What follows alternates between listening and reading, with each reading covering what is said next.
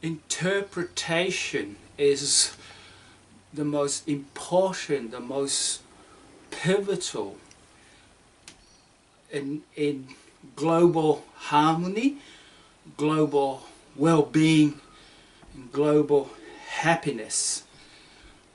Just like a scientist will say, for instance, 1,000 scientists will give lectures on quantum physics. That means there will be 1,000 different interpretations given by those 1,000 scientists. Same with politics. 1,000 politicians will give 1,000 different interpretations of politics. Judges, they will also give, say for instance, there's 1,000 judges. They will also give 1,000 different interpretations of what law is, religion. 1,000 Muslim priests, they will give, say one time, 1,000 different lectures. There's 1,000 interpretation of the Quran. You get 1,000 Christian priests, and they all giving 1,000 lectures. That means there's 1,000 different interpretation of the Bible. 1,000 Hindu priests, they will also give 1,000 different interpretation of the Bhagavad Gita. So according to the level of how much their frontal neocortex, how much their frontal lobes is in control, and also in alignment with the main big part of the brain, the 2 million data processing part of the brain. That's how each one will interpret, and their level of interpretations, just like from a finite level of interpretation all the way to infinite way of interpreting.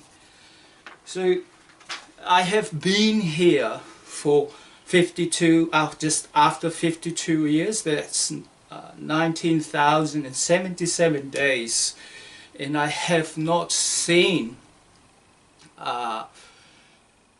any species or any male or female who has the capacity, who has the power, who has the capability to define or quantify or compute or calculate the varieties of infinity, the values of infinity, the depth of infinity, the height of infinity, the amount of infinity, the width of infinity, the length of infinity. I have not seen such person. But if such person, such male or female does exist, then I think they should have the authority, they should have the all right reserved to give what is right, what is wrong, what is perfect, what is imperfect, what is normal, what is abnormal. Because let's face it, we don't see things, we don't see everything the same with our eyes. We don't hear all the same sound at the same time. We don't smell all the same. We don't wear the same clothes all the time. All the people in this earth, we don't eat the same food. So everyone and everything is totally different. And therefore, getting back to, it's just an interpretation of each of us. How we interpret the world is always from our own perception. Therefore, people can criticize us, people can dishonor us, people can defame us, people can give us respect, honor, and recognition. But at the end of the day, I always have the potency, the power. I give license, I enable, I permit, I agree to whatever emotion, whether it is happy emotion or sad emotion. That is always up to me. I allow myself to be happy or sad by others' assumption, by others' thinking about me and how they criticize me. That's always up to me. If I want to feel sadness, I give it license. If I want to feel happiness, I give it, I permit it, I give consent. That's always up to me. Let's take an example. When you're feeling sad, do you feel it in somewhere outside, like the beach or the forest? Where did you feel the sadness? Well, you felt it inside. Where did you feel the happiness? Was it outside? No, you felt it inside. The sad thinking, where? That was inside your mind, not outside. So at the end of the day, you have the power to become sad, to become happy, to become joyful, to become suffer and grief. Everything is under your command. Therefore, if you can, when we become to know this more and more, that this is happening within us and it's happening by our brain's interpretation. And here's another thing, the brain is an incredible machine that restructures itself in order to meet up the task that's performing it at the moment. So when we become caught up in some identity, some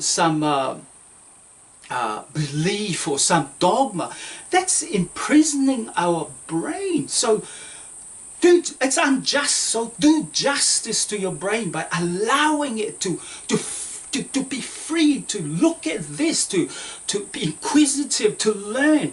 Put your brain, it's unhealthy for the brain to be locked up. So free the brain to wonder and wonder in infinity. This is the real task that we have to do. And like I say, we can feel the love, we can feel the beauty, we can feel the happiness. It's not that now that happiness and love and beauty is being shifted to heaven, being shifted to to paradise, being shifted to nirvana, being shifted to Vaikuntha, and so therefore it doesn't exist here. No, it exists here. It is a question of changing our awareness. It is a question of changing our consciousness, our outlook, and then we will discover that Vaikuntha is here, the heaven is here, paradise is here, nirvana is here. They're all present here. It's just a question of me, myself, inside myself, bringing that out. So, if you want to be a genius, then you have to learn to be a learner. And to be a learner, you have to love what you're learning. And to love what you're learning, you have to see beauty in it. If you want to be a great knower and great knowledgeable, you have to become a great student. And to be a great student, you have to love being a student. And to love being a student, you have to see beauty. To be a great leader or great master, you have to learn to be a follower. You have to learn to be a servant, a disciple. And to be a disciple, to be a servant, to be a follower, you have to love that. And to love it, you have to see beauty in it. So,